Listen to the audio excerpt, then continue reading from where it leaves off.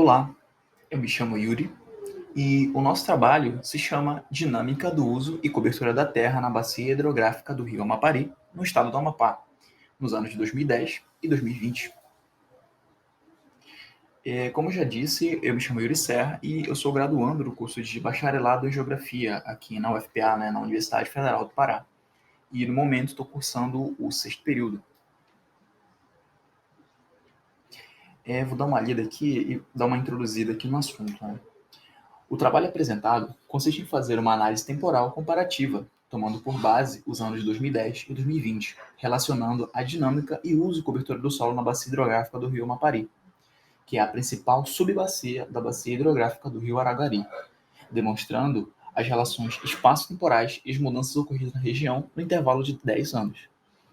Ao longo de sua área, com cerca de 14.802 km², as análises de uso e cobertura constataram um indicativo no aumento das áreas antropizadas e solo exposto, onde esse crescimento foi mais significativo a jusante do rio Amapari, a sudeste dos municípios de Serra do Navio e Pedra Branca do Amapari.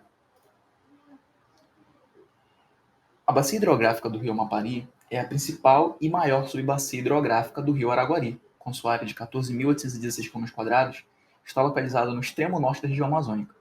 Possui suas nascentes nas áreas montanhosas do município de Serra do Navio e Pedra Branca do Amapari, na porção oeste do estado do Amapá, e tem a sua foz no município de Porto Grande, na porção central do estado.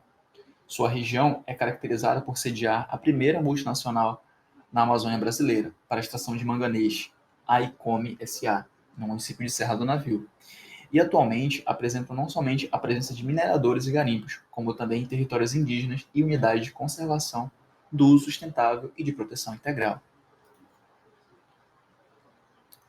O século XXI é marcado não somente pelo crescimento exponencial da população e das pessoas na cidade em todo o mundo, nas cidades em todo o mundo, como também o processo de expansão da capacidade produtiva em escala de produção imediata, provocando o uso crescente dos recursos naturais e colocando em risco a sustentabilidade do planeta. O fato é que as inovações tecnológicas facilitam a manipulação da paisagem natural, comprometendo o meio ambiente e seus ecossistemas.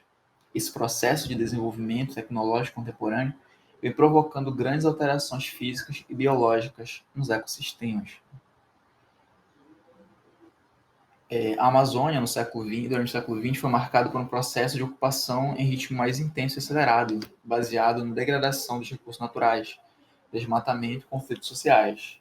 À medida que a frente agrícola se expande, a mudança no uso e cobertura da terra leva a alterações nos ecossistemas da Amazônia. O desmatamento e a subsequente queima da biomassa resultam na injeção de grandes volumes de gases de efeito estufa e aerossóis e podem exacerbar as mudanças já produzidas pela variação climática natural. Além disso, diante das perspectivas do aumento do desmatamento, há também as seguintes ameaças: extinção ou redução da diversidade de espécies de peixes em uma área considerada de grande importância para o setor pesqueiro, acúmulo de sedimentos a níveis tóxicos e de mercúrio nos reservatórios, impacto nas populações ribeirinhas, nos povos indígenas e nas comunidades urbanas, entre outros. Como recurso de metodologia foram utilizadas ferramentas de geoprocessamento, como o QGIS 3.16, e essa plataforma aqui que está se mostrando na imagem de processamento de dados espaciais, que é o Google Earth Engine, né? Que é o GE, né? Onde vão ser utilizadas imagens dos sensores Landsat 5 e Landsat 8, referente aos anos de 2010 e 2020, respectivamente. As imagens do sensor Landsat 5 e Landsat 6 foram utilizadas com o classificador Random Forest, juntamente, né? Com resolução de 30 metros para os dois sensores.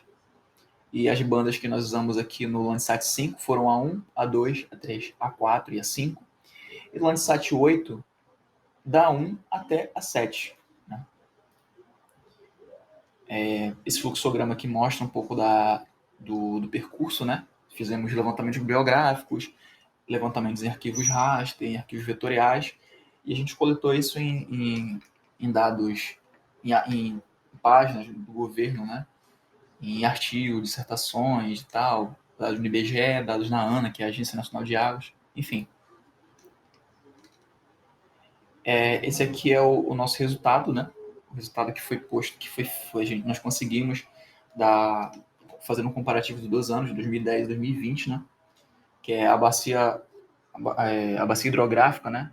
Abrange o Parque Nacional Natural Municipal da Canção e os municípios de Serra do Navio, e parte dos territórios das seguintes áreas protegidas, né? O Parque Nacional Montanha do Tumucumaque, a Floresta Estadual do Amapá, a Reserva de Desenvolvimento Sustentável do Rio Itapuru e o território indígena Wayampi, né? Os resultados mostram um retrospecto progressivo na expansão humana, sob a forma de áreas antropizadas, onde foi registrado um aumento de 60,5% referente à sua área no ano de 2010, onde se materializam em conglomerados urbanos, espaços de mineração e o avanço de espaços agrícolas sobre as áreas naturais florestadas.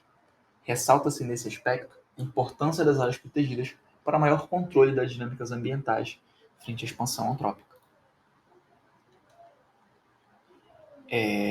Esse aqui mostra o gráfico, né, que fica mais evidente no artigo escrito, né, onde houve um crescimento exponencial. E fechando essa parte aqui, né, vou botar um pouco aqui. Essas análises dinâmicas referentes à uso e cobertura da terra na região apresentam avanços históricos referentes aos aspectos de planejamento, gestão local e captura de imagens de satélite. Porção espacial essa que enfrenta significativos empecilhos relacionados à obtenção de cenas por sensores, devido a se encontrar nas ECIT, né, as zonas de convergência tropical, onde se caracteriza por uma baixa pressão e encontro de ventos alísios, formando assim muitas massas de ar que dificultam a obtenção de imagens. Sobretudo, acredita-se no trabalho apresentado, junto com outros recentes a respeito da Amazônia, né? E um pouquinho das considerações finais, referências, né? E é isso.